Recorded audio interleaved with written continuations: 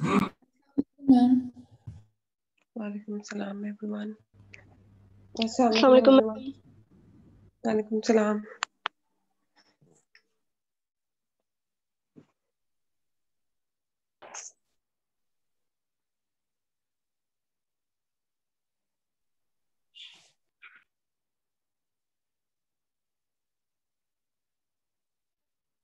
अच्छा, last lecture में किसी को कोई प्रॉब्लम थी तो बता दो।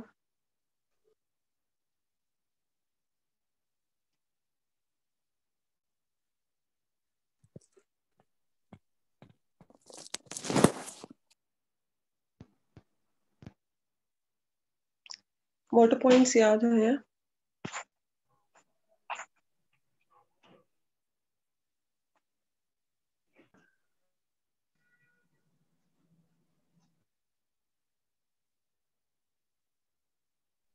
मैम जी मैम वो आपने कहा था ना कि बुक से मतलब साथ साथ पढ़ना है, तो उसमें आपने को वो जो बात में यानी बाइपोलर बात वाला बताया था, तो मैम मैंने से देखा था उसमें ना फुट बात था, लेकिन उसकी ना मुझे सही से समझ नहीं लग रही थी। यानी वो हम लोग किस तरह पॉइंट्स बना बना के याद करेंगे, यानी वो फुल उसमें प्रोसीजर था, वो प्रोसीजर्स हम लोग याद करेंगे। हाँ, एक जनरल कॉन्सेप्ट होना चाहिए कि अगर मैं पूछूं कि फुटबाथ कैसे दिया जाता है या हाँ जी फैराडे करंट का फुटबाथ में क्या रोल है, तो वो आप जी लोगों को थोड़ा सा आइडिया हो कि आप लोगों ने क्या लिखना है उसके बारे में कि करंट फुटबाथ होता क्या है और इसके जी। एडवांटेज क्या है और इसको देने का प्रोसीजर क्या है। थोड़ा थोड़ा ओके मैम। फुल डिटेल नहीं होनी, बट आइडिया होना चाहिए हर पॉइंट का। ठीक है ओके ओके मैम।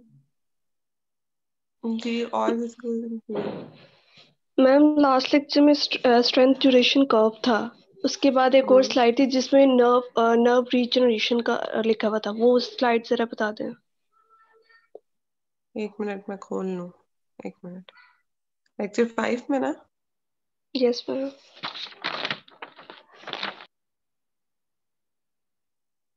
अच्छा, क्या कह रहे हो? एंड पे है? Yes ma'am. Strength duration curve आ गया, रीजनरेशन। अच्छा, regeneration of axons send out many branches, one of which becomes myelinated and continue to grow down neural tube. Growth rate approximately 1 millimeter per day. यही वाली? Yes ma'am. वो बता रहे हैं कि रीजनरेशन जब होती है ना, बेसिकली रीजनरेशन होनी कब है? जब सेल बॉडी डिस्ट्रॉय ना हुई हो, या एक्सॉन डिस्ट्रॉय हुआ हो या डेंड्राइट डिस्ट्रॉय हुआ हो। तो जो एक्सॉन है ना, वो बहुत सारी ब्रांचेस अपनी भेजता है। मतलब एक्सॉन्स आपको पता है आगे मल्टाई ब्रांचेस करता है प्रोड्यूस। तो उन बहुत सारी ब्रांचेस में से कोई एक ब्रांच इतनी कैपेबल निकलती है जो कि माइलिनेटेड होती है और कंटिन्यू करती है ग्रोथ में, बाकी सारी फिर डिजेनरेट हो जाती हैं। ठीक है। और वो जो लाइक उसका जो ग्रोथ रेट है वो 1 मिलीमीटर पर डे होता है। Okay ma'am, thank you. Welcome.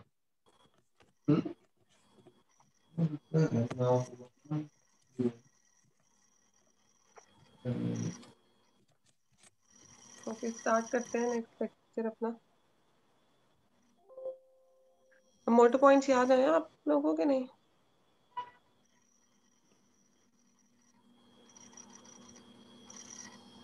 Motor points याद कर लो, वो इम्पोर्टेंट है।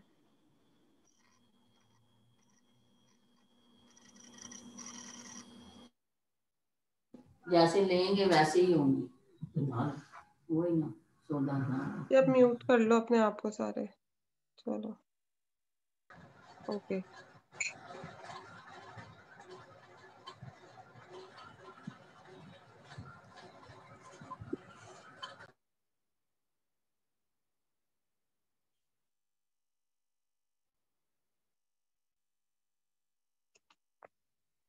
ओके, रिव्यू में हमारे पास मेथड्स ऑफ एप्लीकेशन आ गया था, समरी आ गई थी, गैल्वेनिक करंट आ गया था और स्ट्रेन ड्यूरेशन कर्व आ गया था। आज हमने चेक करना है कि इलेक्ट्रिकल रिएक्शंस कितने टाइप्स के होते हैं, कौन कौन सी लीजन्स आती हैं, नर्व कंडक्शन स्टडीज क्या है और बाकी certain reactions. So like what is an electric reaction? When there is injury of motor nerve or muscle, alternations are liable to occur. electrical reactions are in response to electrical stimulation, and they are of considerable resistance in diagnosis of type and extent of lesion.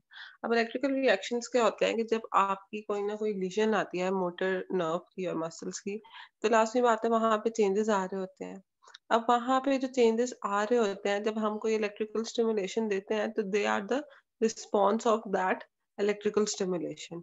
एक injury हुई है तो कहीं ना कहीं disturbance तो आ गई है, आपका नॉर्मल पाथवे डिस्टर्ब हो गया कंडक्टिविटी का. अब जब हम उसको चेक करते हैं, नर्व कंडक्शन टेस्ट कराते हैं, इलेक्ट्रोमायोग्राफी कराते हैं, टेस्ट करवाते हैं, तो वहां पे कोई ना कोई रिस्पॉन्स आ रहा होता है. That is your electrical reaction.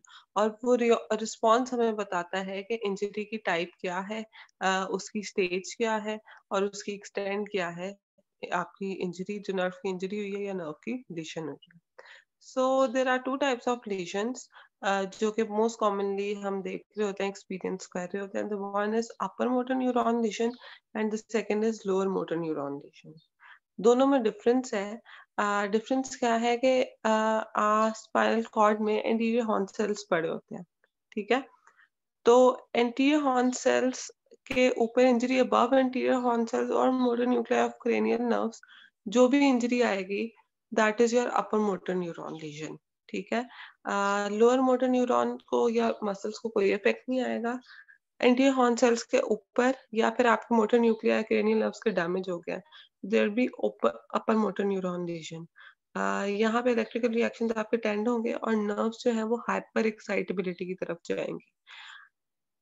occur in conditions affecting motor neurons in the brain or spinal cord such as stroke, traumatic brain injury में हो सकती है, सेरेब्रल पाल्सी में हो सकती है, मल्टीपल स्क्लेरोसिस में हो सकती है. यहाँ पे सारों में अपर मोटर न्यूरॉन लीजन हो रही होती है. जो लोअर मोटर न्यूरॉन लीजन है वो वहां पे इंजरी होगी कि एंटीरियर हॉर्न सेल में, क्योंकि उससे ऊपर मोटर अपर मोटर न्यूरॉन है. सो नीचे एंटीरियर हॉर्न सेल्स या फाइबर्स ऑफ नर्व रूट्स और पेरिफेरल नर्व्स, ये जो आपकी पेरिफेरल नर्व की फाइबर्स हैं और इंटीरियर हॉर्न सेल्स हैं, वहां पे अगर कोई इंजरी हो रही है तो आपको लोअर मोटर न्यूरॉन होगा. लोअर मोटर न्यूरॉन लीजन क्या है कि नीचे नीचे नीचे से जा रही है, मतलब कि एंटीरियर हॉर्न सेल्स को डैमेज कर रही है या पेरिफेरल की नर्व फाइबर्स को कर रही है. एंटीरियर हॉर्न सेल से ऊपर ऊपर कुछ डैमेज हो रहा है तो that is your upper motor neuron legion. इसमें आपके पास फ्लैसिड पैरालिसिस आ जाता है. फ्लैसिड पैरालिसिस में क्या होता है कि muscles are unable to contract, boggy से हो जाते हैं मसल्स, अपनी टोन बिल्कुल लूज कर देते हैं. तो जो एंड पे क्या होता है, बहुत अगर लॉन्ग टर्म इफेक्ट रहे तो एट्रोफी मसल की स्टार्ट हो जाती है. तो श्रिंकेज ऑफ मसल हो जाते हैं. श्रिंकेज ऑफ मसल क्यों होते हैं? क्योंकि ये आपके मसल्स काम ही नहीं कर रहे होते. जब कोई चीज काम नहीं करती तो अकॉर्डिंग टू वुल्स लॉ वो एट्रोफाइड स्टार्ट हो जाती है उसकी, and that will be replaced by fibrous tissue. ये फाइब्रस टिश्यू आ जाता है, स्कारिंग स्टार्ट हो जाती है. So there's a difference between lower motor neuron and upper motor neuron lesions. Types of injury. There are 3 types or stages of injury basically. ये stages हैं basically. Types भी आप कह सकते हो कि ये देखो ये grades लिखा हुआ है. That is also known as, अच्छा ये बहुत important है, ये देख लो, Seddon के नेम से है, Seddon classification of nerve injury. सो अगर मैं SCQ में आप लोगों से या वाइवा में पूछूं या MC में क्यू में पूछूं, what are the 3 grades of Seddon's classification of nerve injury, तो वो यही वाले हैं, न्यूरोप्रेक्सिया, एक्सोनोटोमेसिस है, न्यूरोटोमेसिस. ठीक हो गया. अब ये ना आपके सारे ग्रेड्स हैं कि न्यूरोप्रेक्सिया जो है वो लोवेस्ट इंटेंसिटी की इंजरी है. फिर थोड़ी सी अगर उससे लेवल आप इंक्रीज करो तो उसको एक्सोनोटोमेसिस कहते हैं. और कंप्लीट लॉस ऑफ जो होता है, कंप्लीट डिजेनरेशन होती है, ये सीवियर स्टेज ऑफ इंजरी जो है, दैट इज योर न्यूरोटोमेसिस. सो न्यूरोप्रेक्सिया क्या है कि आपकी लॉस ऑफ कंडक्शन होती है मगर डिजेनरेशन नहीं होती. Nerve conduction possible below lesion and sensory part frequently least affected than the motor. क्या आपके मोटर और सेंसरी में से जो है, मोटर थोड़ा ज्यादा अफेक्ट होता है, सेंसरी कम अफेक्ट होता है. आपका नर्व जो है वो डैमेज जरूर हुई होती है मगर फुल डिजेनरेशन नहीं हुई होती. ठीक है. Nerve conduction is possible below the lesion, के लीजन से नीचे नीचे आपकी नर्व कंडक्शन होती होती है. एक्सोनोटोमेसिस क्या है? Disruption of axon but nerve sheath is intact. अब वहां ऊपर क्या हुआ है न्यूरोप्रेक्सिया में, ये देखो कि आपकी कंडक्शन जो है वो पॉसिबल है बिलो द लीजन, मगर जो एक्सॉन्स हैं वो इंटैक्ट है आपके और डीजेनरेशन नहीं हुई। अब वो यहाँ पे क्या कह रहे हैं एक्सोनोटोमेसिस में कि एक्सॉन डिस्टर्ब हो गया है, एक्सॉन में प्रॉब्लम आई है, मगर उसकी जो नर्व शीथ है वो भी इंटैक्ट है, कि अंदर से प्रॉब्लम हो गई है मगर उसकी कवरिंग जो है वो इंटैक्ट है। वलेरियन डीजेनरेशन जो है that is followed by axons regrowing to own end organs, and पे आपकी वलेरियन डीजेनरेशन स्टार्ट हो जाती है। न्यूरोटोमेसिस क्या है कि आपका एक्सॉन भी डिस्टर्ब हुआ है और साथ साथ नर्व शीथ भी डिस्ट्रॉय हुई है, so that's a double. And nerve sheet भी अगर आपकी डिस्ट्रॉय होगी, माइलिन शीट भी निकल गई, एक्सॉन भी निकल गया, तो आपकी वो फुल कंप्लीट डिजेनरेशन आ गई। Surgery is required approximating nerve sheaths and enabling growing axons to reach correct end organs. इसमें फिर आपकी सुचरिंग सर्जरी ये रिक्वायर्ड होती है। आपकी डिजेनरेशन नहीं हो रही होती तो सुचरिंग करवा लो या सर्जरी करवा लो, ये चीजें जरूरी होती हैं न्यूरोटोमेसिस के लिए। All type of nerve lesions may be partial or complete or may be mixture of them. या तो nerve lesion partial भी हो सकती है, nerve lesions complete भी हो सकते हैं, या they can be the mixture. न्यूरोप्रेक्सिया न्यूरोटोमेसिस में आ सकता है। मैम हो गया जी। मैम वलेरियन डीजनरेशन का एक दफा दोबारा बता देंगे, ये क्या होगा? Valerian degeneration basically normal degeneration को ही कह रहे हैं वो, कि एक दफा इंजरी हुई है, इंजरी एक नॉर्मल प्रोसेस है, अभी आगे डिटेल आएगी। इंजरी हो गई है नर्व की, उसके बाद जो आपका प्रोसेस स्टार्ट होता है फेगोसाइटोसिस का, और सारे मैक्रोफेजेस आ रहे हैं, डेब्रिस क्लियर हो रहा है और सारी इंजरी प्रोग्रेस कर रही है, that is your Valerian degeneration. ठीक है, यहाँ आगे होगा कहीं पे, मैं ये देखो, जैसे ये इंजरी हुई है, ये इंजरी हो गई है सेलर, ये देखो यहाँ पे डिस्ट्रॉय हो गया सेल। अब यहाँ पे जो डिफेंस रिस्पॉन्स आ रहा है, इन्फ्लेमेटरी और इम्यून रिस्पॉन्स आ रहा है, आपके जो सेल लेवल्स हैं वो बढ़ जाते हैं, जितने भी रिस्पॉन्सेज हैं वो बढ़ जाते हैं, और एंड पे जो है वो ये डिजेनरेशन प्रोसेस प्रोग्रेस कर जाता है, स्टार्ट ज्यादा हो जाता है, तो that is your Valerian degeneration. एक नॉर्मल इंजरी के बाद जो प्रोसीजर स्टार्ट होता है जिससे डिजेनरेशन स्पीड अप होती है, that is your Valerian degeneration. Okay, neuromuscular junction. अच्छा, न्यूरोमस्कुलर जंक्शन क्या है कि न्यूरॉन का एंड और मसल का स्टार्ट। ठीक है, कि अगर आपका जैसे मसल कॉन्ट्रैक्ट होना है तो क्या होगा कि हमारे जो सिग्नल्स हैं, एक्शन पोटेंशियल है, वो नर्व से ट्रेवल करेगी, नर्व के एंड पे जाएगी, नर्व के एंड से फिर वहां पे न्यूरोट्रांसमीटर्स पड़े होंगे, जिन्होंने जैसे समझ लें बसेस है, बसेस में सिग्नल्स बैठेंगे और वो बसेस जो है वो सिग्नल्स लेकर जाएंगी मसल्स की तरफ। This is a normal procedure. जब वो सिग्नल्स मसल्स की तरफ जाएंगे तो मसल्स कॉन्ट्रैक्ट हो जाएंगे।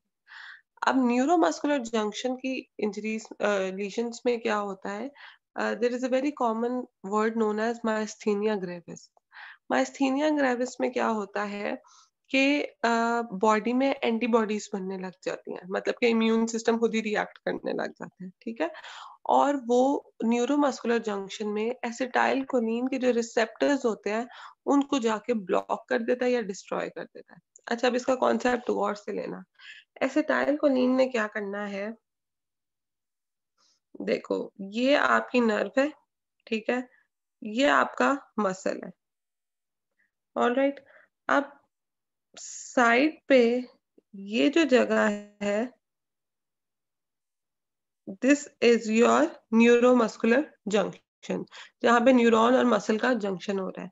अब यहाँ पे आपके न्यूरोट्रांसमीटर्स पड़े होते हैं। न्यूरोट्रांसमीटर्स क्या है, बसेस हैं जिन्होंने आपका एक्शन पोटेंशियल यहाँ पे आई है, यहाँ से एक्शन पोटेंशियल आई है, यहाँ बस पे बैठी है और इस बस ने आगे ले जाना है मसल में।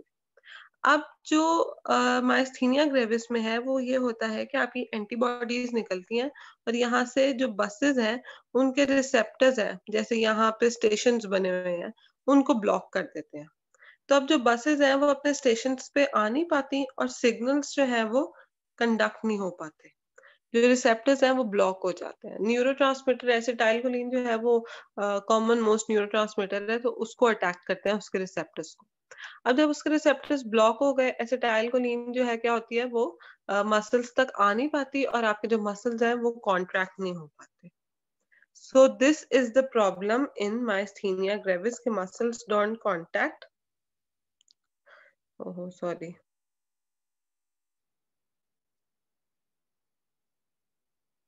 Muscles don't contract properly. ठीक है. अब इसके जो एसिटाइलकोलिनेस्ट्रेज एक एंजाइम होता है. एसिटाइलकोलिनेस्ट्रेज ने क्या करना होता है कि एसिटाइल की ब्रेक डाउन करवानी होती है.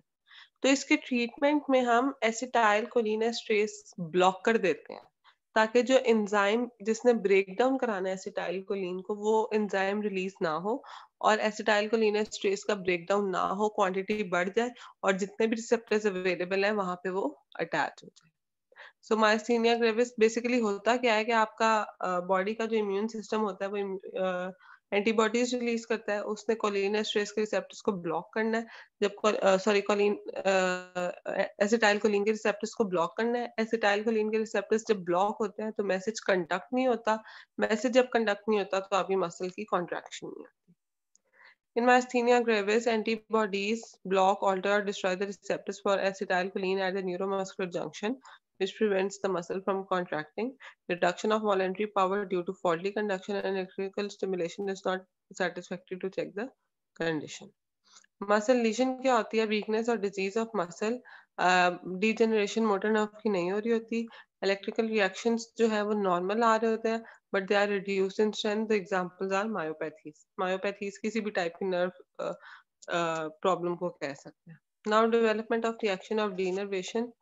ये आपकी एक डीनर्वेशन हो रही है. जैसे ये कोई आके चीज स्ट्राइक की है तो 24 से 48 आवर्स के अंदर अंदर आपके जो कैल्शियम चैनल रिसेप्टर्स है वो ऑल्टरनेट हुए हैं. यहाँ पे आपके 72 आवर्स के बाद मतलब 3 डेज के बाद एस्ट्रोसाइट्स निकले हैं, मैक्रोफेजेस निकले हैं और आपकी कंप्लीट डीजेनरेशन स्टार्ट हो मतलब डीजेनरेशन हो गई है. This is the process and this is the process. ये इंपॉर्टेंट है. अब 3 फेजेस हैं. एक्यूट फेज 1 है एक्यूट रिस्पॉन्स टू इंजरी के इंक्रीज ऑफ सेलुलर फ्रैक्शंस. आपके जो सेल यहाँ पे इंजरी हुई है तो सेलुलर फ्रैक्शंस इंक्रीज हो जाएंगी.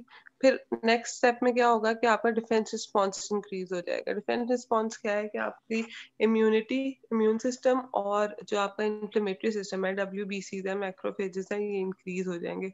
साइटोकाइंस आ जाएंगे. ग्रोथ फैक्टर रिलीजिंग जो ग्रोथ फैक्टर्स होते हैं वो इंक्रीज हो जाएंगे.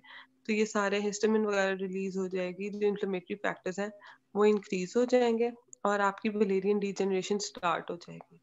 और थर्ड फेज में क्या होगा कि वलेरियन डीजेनरेशन प्रोग्रेस कर और डीजेनरेशन जो है वो प्रोग्रेस हो जाएगी. ठीक हो गया. So development of reaction of denervation. Valerian degeneration हुई below the site of lesion और up to the point of first node of Ranvier ये हम पढ़ चुके हैं. Changes almost 21 days लगते हैं complete होने में.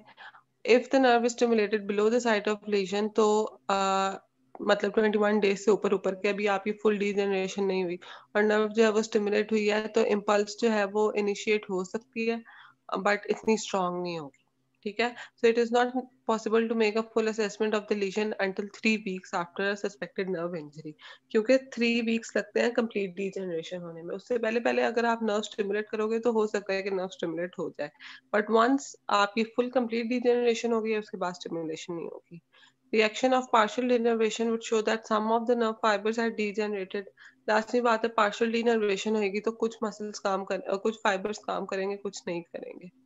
और whether the अच्छा अब हमारे पास आ जाता है strength duration curve. Strength duration curve में हमारे पास रेक्टेंगुलर इंपल्सेस यूज होनी है, गैल्वेनिक करंट यूज होना है. स्टिमुलेटर जो है दो तरह से हम कांस्टेंट बना सकते हैं. कांस्टेंट या तो करंट दे सकते हैं, वोल्टेज उसके इंक्रीज करते जाओ, या हम कांस्टेंट वोल्टेज दे सकते हैं, करंट उसका इंक्रीज करते जाओ. करंट कांस्टेंट करंट अगर हम देंगे तो दैट इज मोर एक्यूरेट और अगर कांस्टेंट वोल्टेज देंगे तो दैट इज मोर कंफर्टेबल. तो दोनों की कंसिस्टेंसी का कोई ना कोई फायदा है. Now what is the method? Before applying current, skin resistance must be reduced. Patient must be warm. fully supported and in good light. जो general methods की जो applications है ना वो same है. सॉरी जनरल एप्लीकेशन के जो मेथड्स हैं वो सेम है. इंडिफरेंट इलेक्ट्रोड होगा कन्वीनियंट एरिया पे और एक्टिव इलेक्ट्रोड होगा फ्लैशी पार्ट पे. Active electrode should be small in order to isolate contraction of muscle fibre from each other.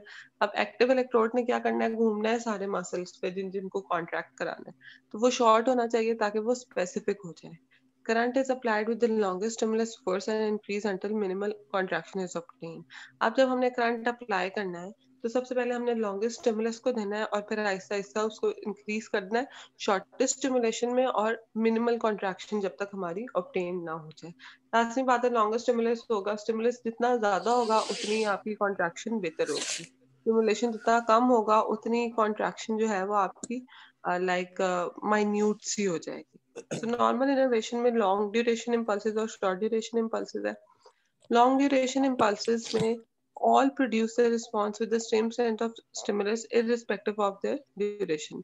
Last में बात है long duration है, they will all produce a response with the same strength of stimulus. जो short duration impulses होती है उसमें stimulus increase होना चाहिए ताकि आपका जो ड्यूरेशन है वो कम हो सके. लास्ट में बात है अगर आपने 0.1 सेकंड के लिए किसी चीज को वो करंट देना है तो उसका स्टिमुलस ज्यादा होना चाहिए ताकि उसकी कॉन्ट्रैक्शन जल्दी आ जाए. और अगर आपने 5 सेकंड्स के लिए लॉन्ग ड्यूरेशन के लिए किसी को करंट देना है तो उसका स्टिमुलस अगर कम भी होगा तो करंट बाय द एंड आ ही जाएगा. तो अगर एक चीज ज्यादा हो रही है तो दूसरी चीज कम हो जाएगी, दूसरी चीज ज्यादा हो रही है तो पहली चीज कम हो जाएगी.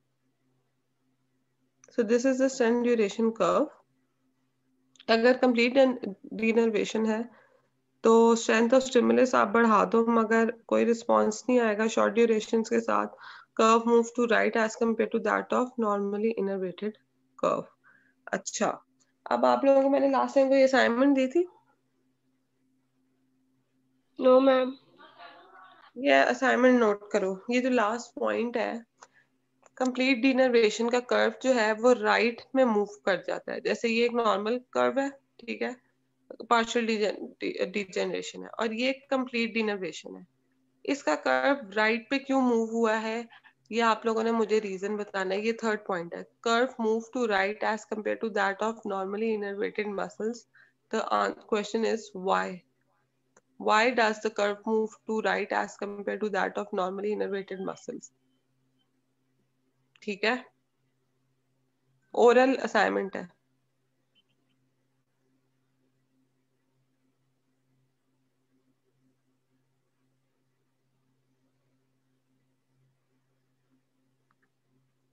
पार्शियल डिनर्वेशन में ये होता है कि इम्पल्स ऑफ लॉन्गर ड्यूरेशन जो है वो स्टिमुलेट कर देती हैं. अगर तो आपकी शॉर्ट ड्यूरेशन इम्पल्सेस हैं तो इनर्वेटेड मसल्स जो हैं वो रिस्पॉन्ड करेंगे और अगर तो लॉन्ग ड्यूरेशन आप दे रहे हो तो उसमें जो आपकी डीनर्वेटेड मसल्स हैं वो भी समवॉट रिस्पॉन्ड करेंगे. जो राइट हैंडेड पार्ट है वो आपका ये जो राइट हैंडेड पार्ट है that resembles that of denervated muscles और यहाँ पे किंक सीन हो रही होती है.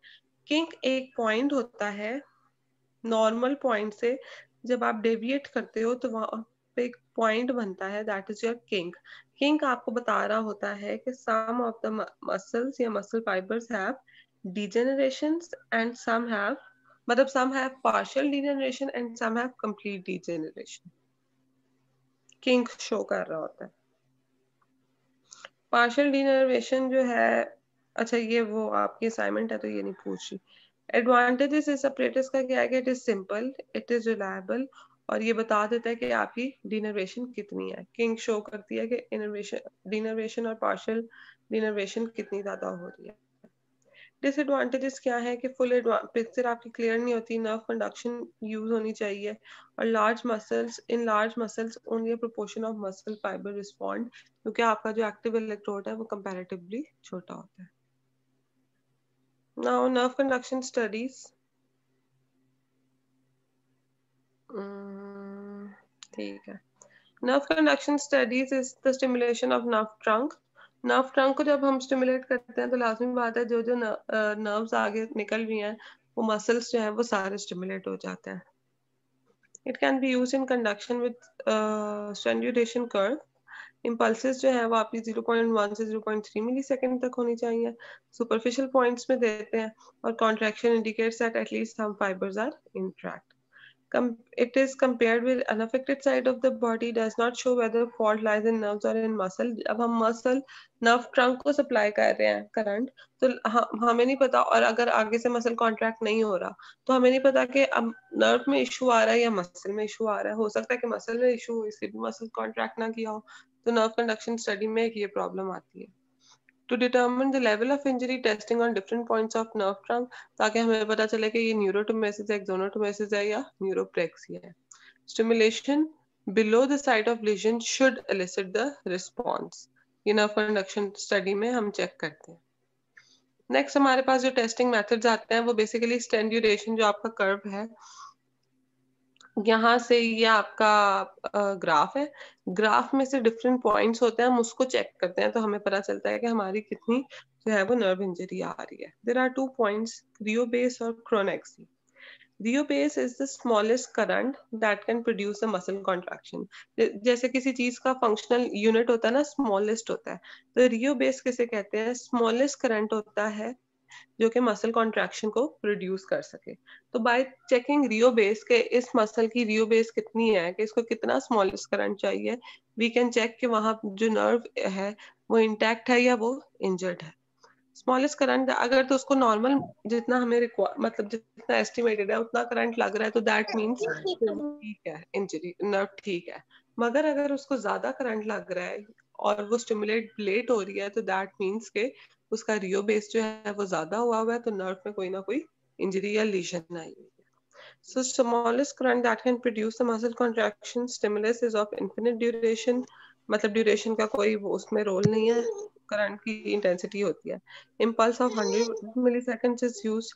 Denervation Rio base will be less than that of innervated muscle, then rises as reinnervation commences. और rise in Rio base may be due to fibrosis of muscle. क्रोनेक्सी जो है, अब क्रोनेक्सी क्या है? ये अमाउंट ऑफ करंट है rheobase. Chronaxie is the duration of shortest impulse that will produce the response. कि duration उस छोटे से करंट की कितनी आती है with the current of double rheobase. ठीक है, कि आपकी वो करंट जो रियो बेस के डबल हो वो कितनी देर में ऑब्टेन होगा, that is the chronaxie. Innervated muscle की जो क्रोनेक्सी है वो लेस देन दैट होगी डिनर्वेटेड मसल की, क्योंकि इनर्वेटेड मसल में कम ड्यूरेशन में भी आपको रिस्पांस मिल जाता है। तो अगर कम टाइम होगा तो क्रोनेक्सी जो है वो लास्ट में बात है लेस होगी, आपको रिस्पांस मिल जाएगा। डिनर्वेटेड में ज्यादा टाइम चाहिए होगा तो क्रोनेक्सी जो है इंक्रीज हो जाएगी। Chronexy of a muscle with 25 muscles fiber innervated shows same response as that of denervated. मतलब अगर आपका 75% मसल लीजन हुई है तो वो सेम रिस्पॉन्स शो करेगी जैसे आपकी डीनर्वेटेड मसल शो कर रही है। It is not the satisfactory method as partial denervation is not clearly seen. इसमें जो पार्शियल डीनर्वेशन है वो प्रॉपर्ली हम चेक नहीं कर पाते, तो हमारे पास ये जो क्रोनेक्सी मेजर करके इंजरी लेवल ऑफ इंजरी निकालने का तरीका है ये कोई इतना अच्छा नहीं। ठीक है, तो क्रोनेक्सी हो गया, रियो बेस हो गया, किंक हो गया, ये 3 चीजें हमने एक्स्ट्रा पढ़ी हैं। बाकी आप लोगों की जो असाइनमेंट है वो ये है कि जब हम ये कर्व बना रहे होते हैं स्ट्रेन ड्यूरेशन कर्व, तो जो कर्व है कंप्लीट डिजेनरेशन का वो राइट पे क्यों मूव कर जाता है, ये आप लोगों ने मुझे बताना है। ठीक हो क्या? अब अगर किसी को कोई क्वेश्चन है तो पूछ लो।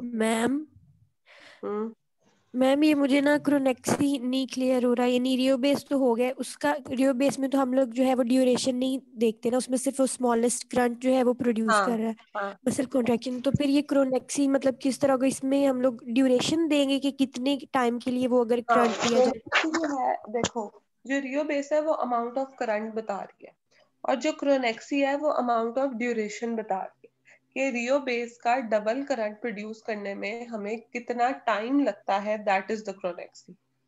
ठीक है, रियो बेस में क्या है कि स्मॉलेस्ट करंट है, कितना करंट चाहिए, दैट इज रियो बेस। क्रोनेक्सी क्या है कि वो रियो बेस जैसे 5 एम्पेयर करंट है तो उसका डबल 10 एम्पेयर हो गया। 10 एम्पेयर करंट करने में हमें कितना टाइम लग रहा है, दैट इज द क्रोनेक्सी। ठीक है, ओके मैम। और मैम डबल करंट हम लोग क्यों उसको देंगे मसल को, उसके एक कंट्रैक्शन स्टैंडर्ड के बनाया लिए? हुआ है ना, एक स्टैंडर्ड बनाया हुआ है चेक करने के लिए। Okay ma'am. और मैम ये रेक्टेंगुलर इम्पल्सेस क्या है, पैटर्न है? हाँ, ये बताया तो था गैल्वेनिक करंट में होती है। और मैम इलेक्ट्रिक रिएक्शन एक दफा दोबारा रिपीट करते हैं। इलेक्ट्रिक रिएक्शन सिंपल है कि जब आप कोई इलेक्ट्रिकल स्टिमुलेशन देते हो और नर्व में इंजरी हुई है तो उसका इलेक्ट्रिकल रिएक्शन आता है कोई ना कोई, या वो स्लो हो जाता है या वो फास्ट हो जाता है या वो एबनॉर्मली प्रोड्यूस कर रहा होता है मसल कॉन्ट्रैक्शन, तो दैट इज द या जैसे जो इलेक्ट्रिकल मायोग्राफी होती है उसमें क्या होता है कि हमने इलेक्ट्रिकल करंट दिया है, अब उसका जो रिएक्शन आएगा उसी से हमें पता चलेगा ना कि वो हमारी नर्व कितनी इंटैक्ट है कितनी नहीं है, क्या लीजन आ रही है। तो that is simply the reaction of electrical stimulation जो हम देते हैं बॉडी में। Okay ma'am. और बच्चे मैम किंग पॉइंट रिपीट करते हैं। कौन सा? किंग। किंग। किंग आपका वो लाइक पॉइंट होता है डिनर्वेशन में और इनर्वेशन में जो कि बता रहा होता है कि किंग का बेसिकली मतलब होता है कि एक अगर हम इंग्लिश में देखें तो that is a sharp twist, ठीक है।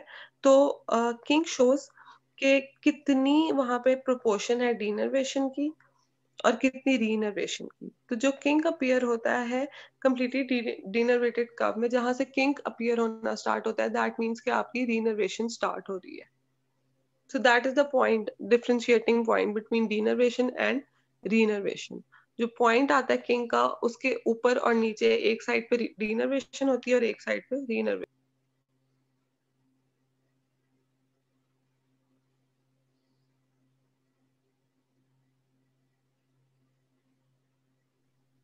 आंसर क्वीन पॉइंट भी पूछ लेना। क्या? अकेला किंग क्या करेगा? जी सॉरी, डिस्कनेक्ट हो गया था। ओके, समझ आ गई है? Yes ma'am. और एनीवन?